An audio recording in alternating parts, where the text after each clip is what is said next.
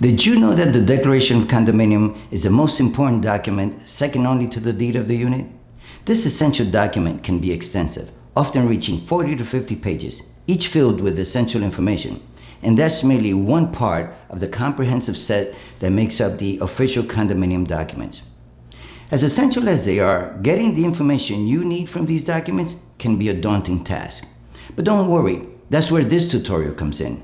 We'll dissect these documents, simplifying the complex and guiding you through each section so you can easily obtain the vital information you need about your rights and privileges as a condo owner. Hello and welcome to the All About Condos channel, your go-to source for all things related to condos, brought to you by Ickpens International Realty. I'm your host and personal condo consultant, Octavio Rueda, here to guide you effortlessly through the challenges of buying and owning a condo. As an experienced condominium association manager, I understand the critical role the condominium documents play in addressing and resolving issues that arise within condo associations. However, these documents are often underrated because many condo owners fail to recognize their importance in terms of their condo use and ownership. We'll explore how you can use these documents to maximize your condo ownership experience. By the end of this video, you'll be equipped to find the key information within these critical documents. So whether you are a current condo owner, prospective buyer, or just want to know more about condominium documents, this video is for you. A quick disclaimer, I want to clarify that I'm not an attorney. As such, please understand that I won't be providing any legal advice or interpretations of the documents we'll discuss. Now that we have that clear, let's get started. Condominium documents, also commonly referred to as condo docs, are a set of legal documents that govern the ownership, administration, and operation of a condominium complex. These documents serve as the foundational guidelines for both the condominium and its corresponding condo association. They cover vital details such as the ownership rights, privileges, and obligations of unit owners.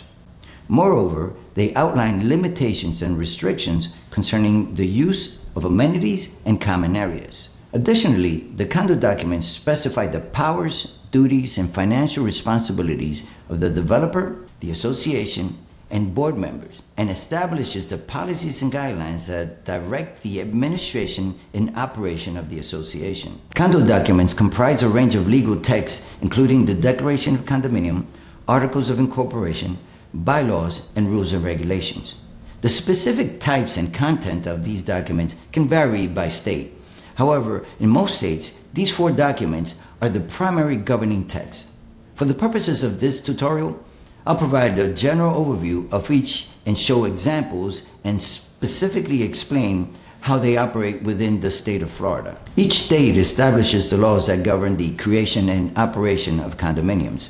These laws, known as condominium statutes, outline the parameters under which the condominium developer can build and sell the condominium, as well as grant the condo association the necessary powers to manage the property. In Florida, the laws can be found in Chapter 718 of the Florida statute. The Declaration of Condominium is a crucial foundational document for any condominium project. Without it, the project simply cannot exist. According to the condo statutes, a condominium is created by recording a declaration in the public records of the county where the condominium is located or will be built. Upon the filing of this declaration, the condominium and its association become legal entities with clearly defined powers and responsibilities. From that point on, the declaration, along with the other condo documents, serve as the official governing policies and guidelines of the condominium and the association. So once the condo documents have been officially recorded, they become the controlling documents to which all parties with an interest in the condominium must adhere.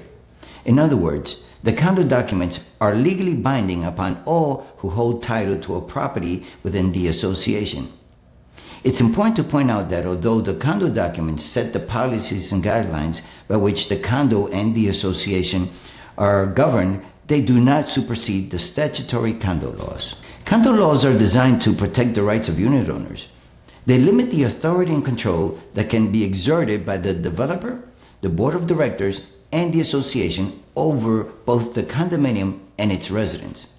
One of the strongest safeguards for unit owners is that the state statutes and federal laws will always supersede over the declaration of condominium and the other condo documents. This hierarchical structure ensures that while condo documents can grant additional rights to unit owners, they can't take away any rights provided by state or federal laws. For example, if the bylaws or rules and regulations set a weight limit of 25 pounds for dogs, that rule cannot be applied to a disabled individual with a 50-pound CNI dog. This is because state and federal laws protect the rights of disabled individuals to have service animals regardless of their size. You can consider the condo documents as a comprehensive contract involving multiple parties: the developer, the condo association represented by the board of directors, unit owners, and any primary lien holders like a bank. These documents lay out the legally enforceable terms and conditions for anyone who owns a property within the condominium. Thus, each stakeholder can feel secure knowing that the standards and the rules specified in the condo documents are binding. These documents serve as a safeguard for their interest and investment. As a condo owner myself, I tend to think of the condo documents as a kind of owner's manual for condo living. They contain all the essential information you need to know about community life within a condo, as well as guidelines for what you can and can't do with your unit. Frankly, I think the term condo owner's manual would be a more apt description than simply condo documents. And just as importantly, this manual should be kept for as long as you own the unit. Unfortunately, in my experience, many condo owners often overlook this crucial step. Let's now delve into the details of a prospectus and offering circular. In Florida, developers are mandated to file either a prospectus or an offering circular with the state prior to selling any units in a condominium project that consists of more than 20 units.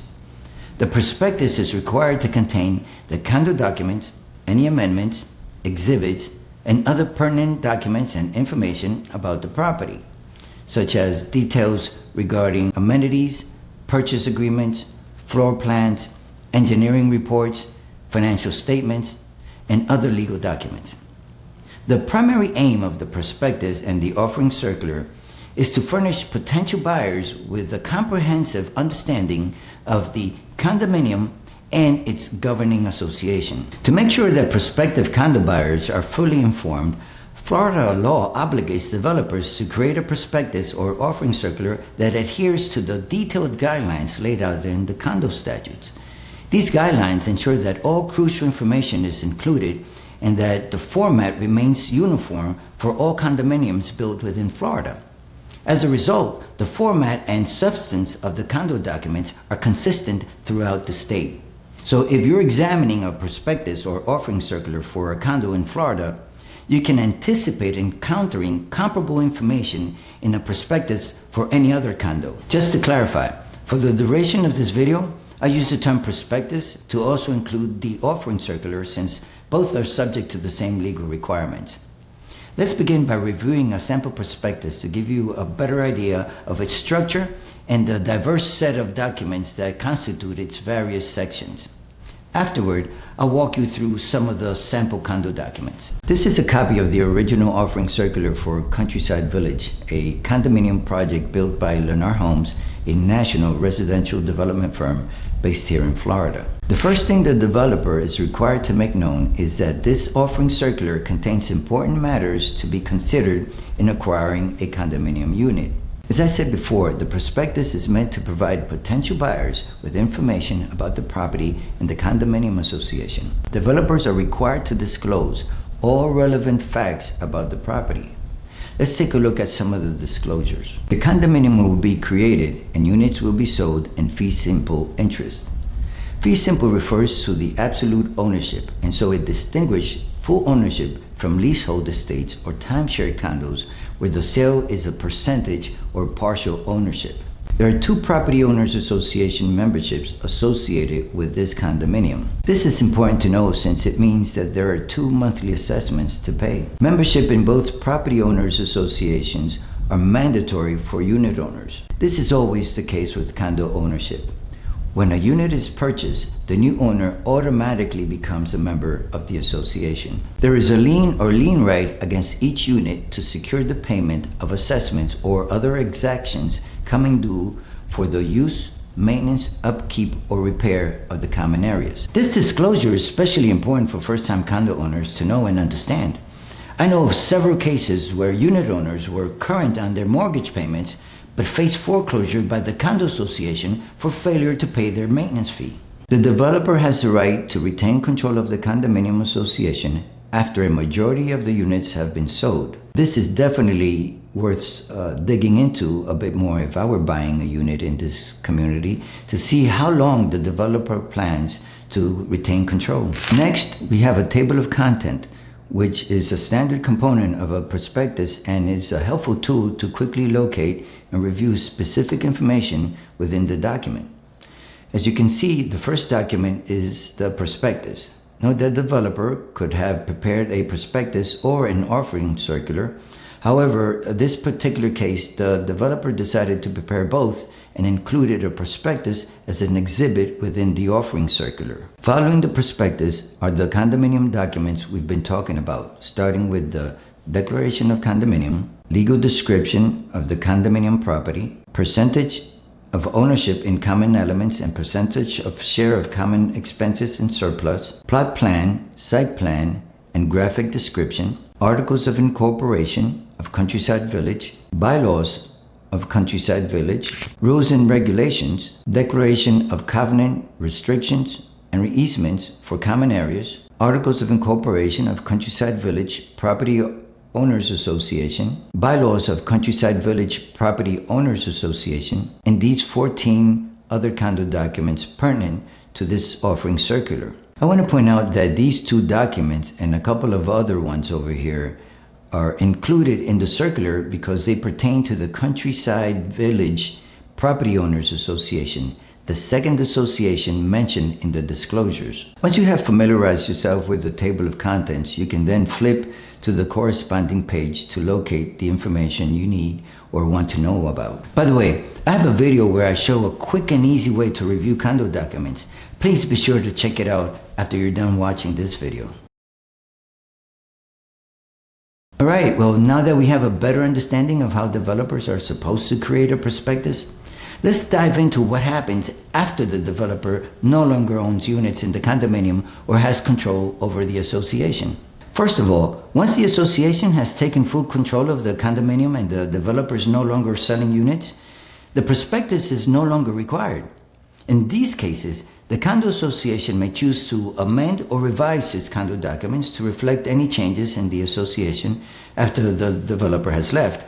Once these documents are amended, the amended or the revised condo documents take over as the primary and official documents of the association. Let me show you an example. This is what became of the Countryside Village offering circular after the condo association had full control of the condominium. We can see from the documents that on July 30th, 2003, the Board of Directors, in accordance with the provisions of Article C of said declaration of Florida Statute Section 718-11018, unanimously approved the following amendments to the Declaration of Condominiums and bylaws for Countryside Village Condominium Association. New language is indicated by underscore type, and old deleted language is indicated by line through type. As we can see, the developer was the first to go,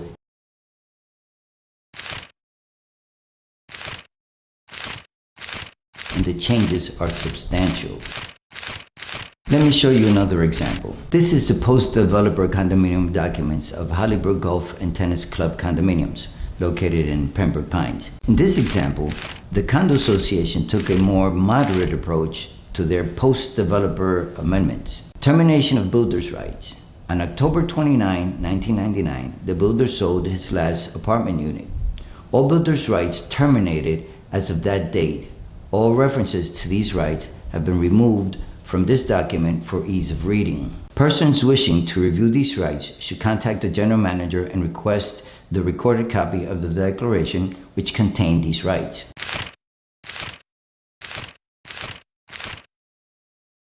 Wow, quite a difference, right? These documents are clear and simple.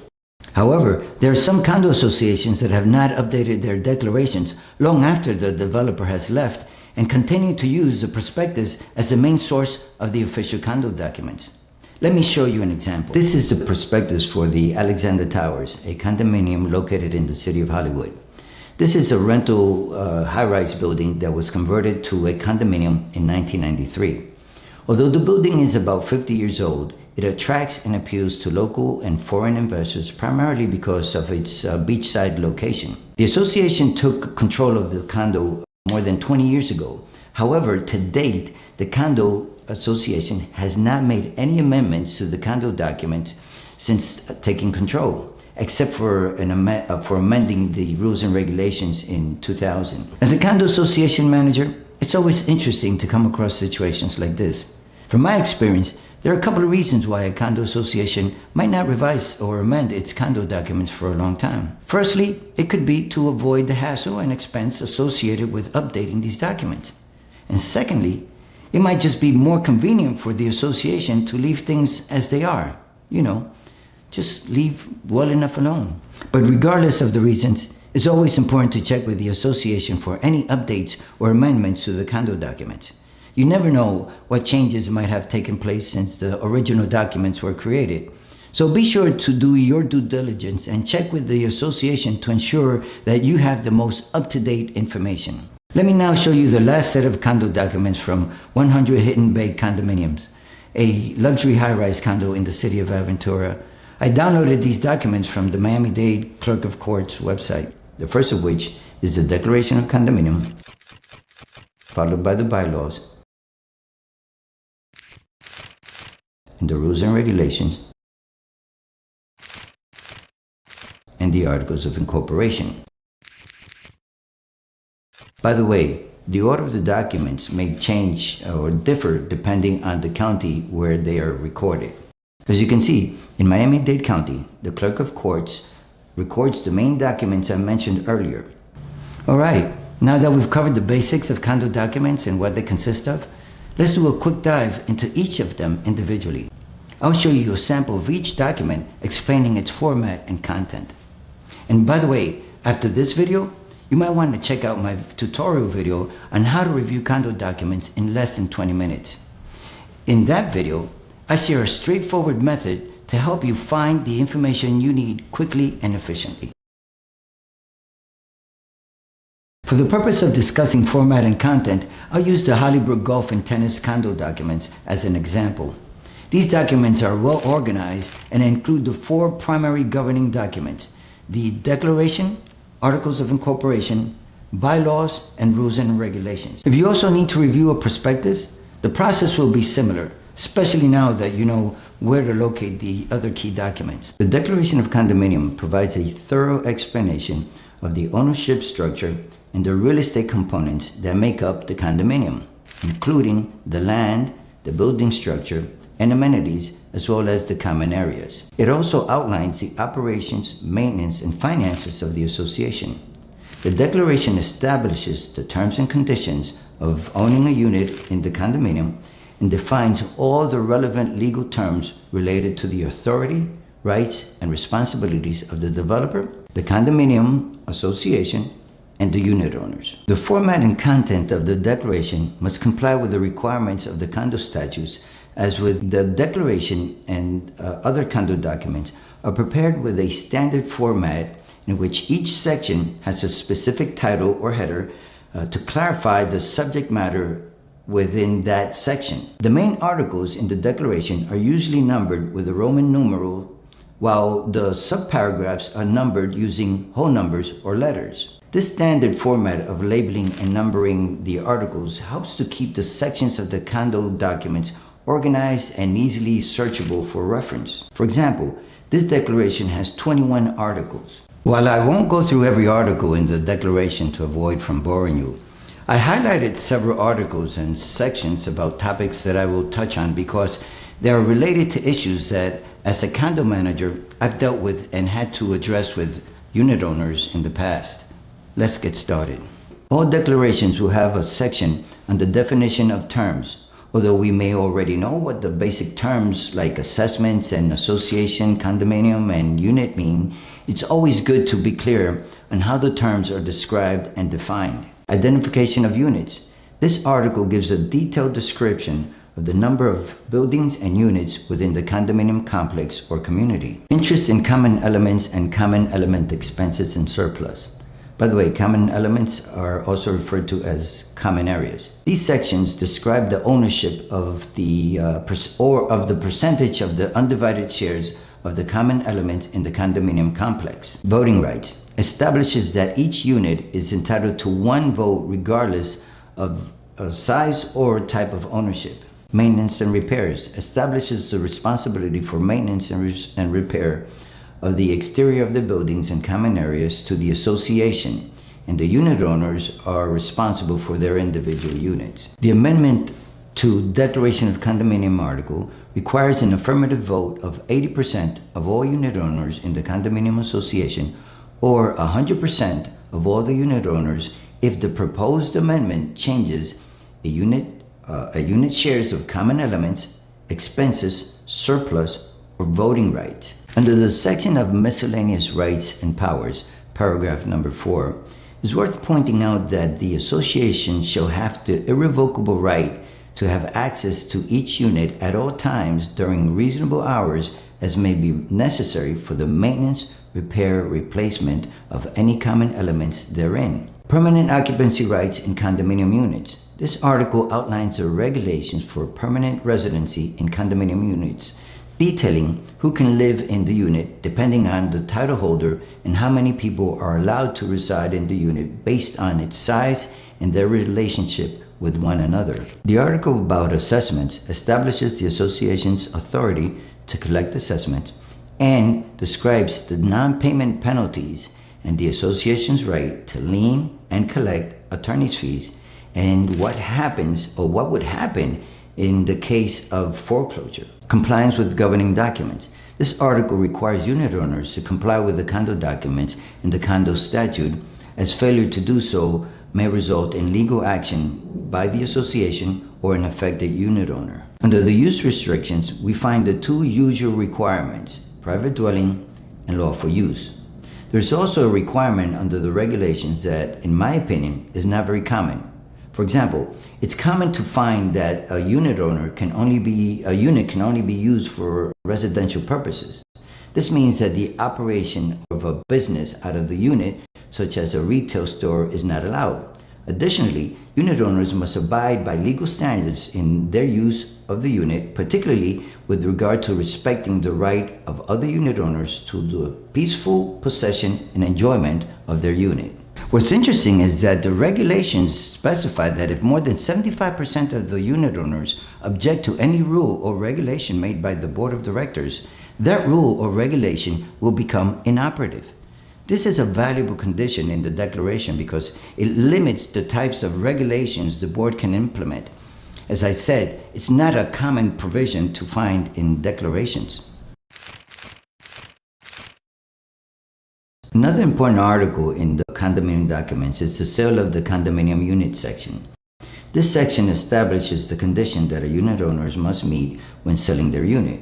For instance, it requires the unit owners to give notice to the association of the sale of the unit and requires the prospective buyer to undergo an investigation or screening process. By the way, there are some sections in the bylaws that deal with the sale of the units as well. Okay, we're done with the declaration. Let's proceed to the Articles of Incorporation. I think of the Articles of Incorporation as the birth certificate of a corporation. By law, corporations are required to file and record Articles of Incorporation with the corresponding Department of Corporations in the state where they are created. The Articles of Incorporation are important documents because the Florida Condo Statute requires that if an association is created after 1977, it must be incorporated. Therefore, the Articles of Incorporation must be included in the condo documents if the association is incorporated. The articles generally include powers and purposes of the corporation, such as right of access to all common elements, the power to collect assessments, enter into contracts, and to acquire by purchase units within the condominium and the power to make and enforce regulations. Membership deed. This article establishes that the membership is automatically upon the transfer of title. Officer's term. This article sets the term of office of each officer as 2 years. However, the most common term is 1 year. Board of Directors. This section of the Articles of Incorporation will name the first board of directors of the association chosen by the developer. And this article specifies how amendments to the bylaws and Articles of Incorporation are made. Okay, we're done with this section. As you can see, there's not a whole lot to the Articles of Incorporation, but since they are part of the condo documents, it is good to know what they're about. Next, we have the bylaws. The bylaws of the condominium are policies and guidelines that govern the operation of the condominium association and its members. They are legal documents that outline the powers, duties, and responsibilities of the condominium association's board of directors, the process for electing board members, and the procedure for conducting association meetings. Bylaws also outline the process for adopting and amending the bylaws themselves. Let's go over some of the articles included in these bylaws. Condominium documents. This article simply reiterates that the condo docs are the governing documents. The members article defines how membership in the association is established. Meetings. This article defines the meetings, one of which is the statutory required annual meeting. Quorum.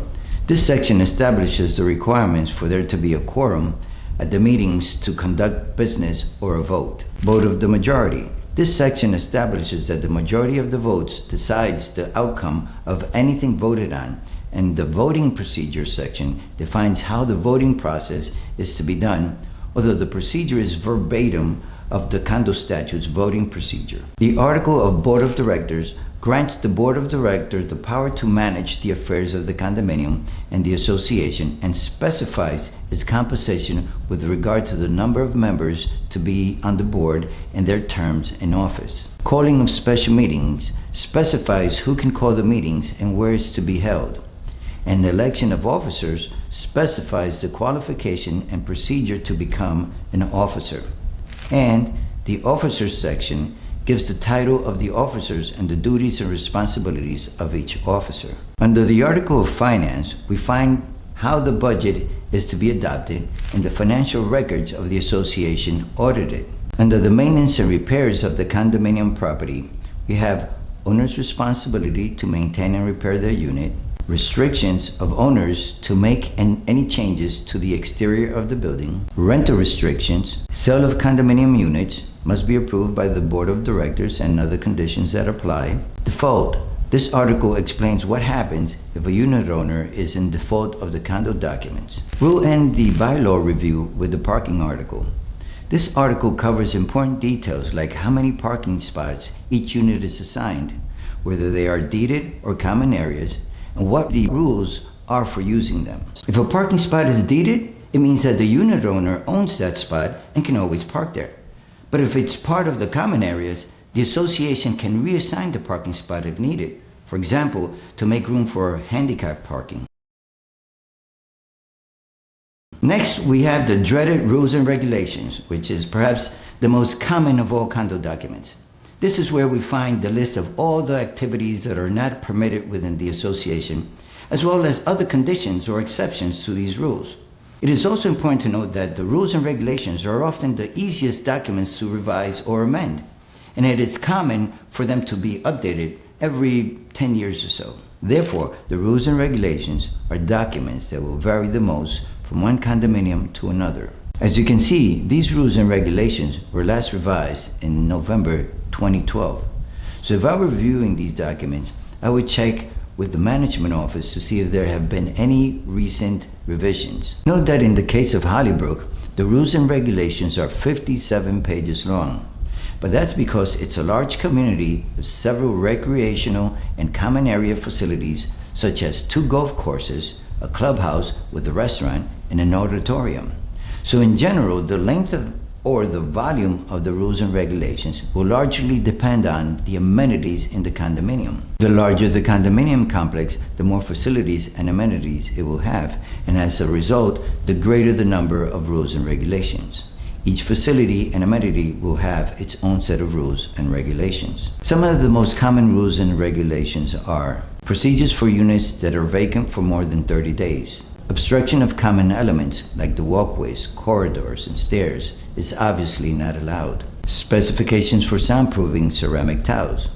There's nothing more annoying than to live underneath a unit where the floor tiles were installed without soundproofing to eliminate the noise. Association's access to units and required door key to be held in deposit. This regulation is not well received by many unit owners, myself included, particularly those who reside permanently in their units and don't leave them vacant for more than 30 days. Hurricane shutters specification, very important, particularly here in Florida. Garbage, waste, rubbish. If I had to put together a list of the top 10 rules and regulations least likely to be followed by unit owners, this is one of those rules and regulations I would rank as one of the top 5 on the list, particularly in terms of properly disposing of bulk items like furniture or large boxes when new residents are moving into the condominium or after the holidays. The next section, contractors, requires all contractors to be registered with the association. This helps to ensure that the contractor is insured and any work done in the unit is up to code and done within reasonable hours. Another section worth mentioning is the one about the washers and dryers inside the units. To install these appliances, unit owners must comply with city permitting ordinances and obtain the association's approval. These are also a couple of rules that are often ignored, especially in older condominiums. Both of these sections would also rank in the top 5 list of the rules and regulations that are least likely to be followed by unit owners. Under the vehicle traffic and parking rules and regulations, the article defines passenger vehicles, the conditions the vehicle must meet to be authorized to park, and defines the use of handicapped parking spaces and the procedures to enter into the community under the security entrance procedures and pet and animal restrictions. The next and final document I want to go over with you is the frequently asked questions and answer sheet, particularly for those of you who own or are planning to buy a condo in Florida. The Florida condo law requires that the FAQ and answer sheet be made available to all prospective buyers of new or pre-owned condominiums and is commonly included in the prospectus or as part of the condo documents. As the name implies, the FAQ and answer sheet is a list of questions and the corresponding answers to pertinent topics that are of interest specifically to prospective unit owners. The statute provides a sample of the questions that should be included in the FAQ sheet, but the association can include its own. Hollybrook's FAQ sheets are the following. What are my voting rights in the condominium association? What restrictions exist in the condominium documents on the transfer or leasing of my unit? How much are my assessments to the condominium association for my unit type, and when are they due? Do I have to be a member in any other association? Am I required to pay rent or land fees for recreation or other commonly used facilities? Is the condominium association or other mandatory membership association involved in any court cases in which I may face liability in excess of $100,000? The FAQ and answer sheet serves as a summary of all the essential limitations and regulations that are detailed in the Declaration of Condominium. Reviewing this document can be a time saver for unit owners and potential buyers as it highlights the key aspects of the condo rules and regulations. In Florida, sellers of condos are obligated by law to provide buyers with the FAQ and answer sheet together with the condo document. However, some sellers might overlook this requirement, so it's important to ask for these documents if they're not provided. Well, that concludes our tutorial on reviewing the condo documents. But before I end the video, I'd like to make a couple of recommendations. If you come across anything you don't understand while reviewing the condo documents, don't hesitate to ask questions. I recommend directing your questions to the management company or your real estate agent via email. Note that I said email, not call. Putting your request in writing ensures you'll receive a written response which you can then store for future reference.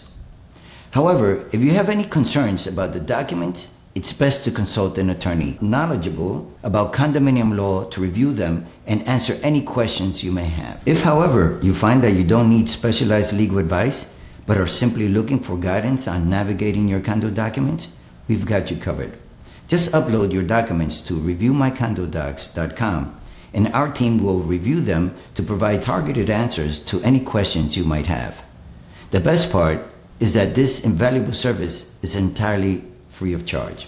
I'll leave a link in the description below. And if you currently own a unit but never received a copy of the condo documents, or if you've lost the copy you had, you can request a PDF copy from the management office.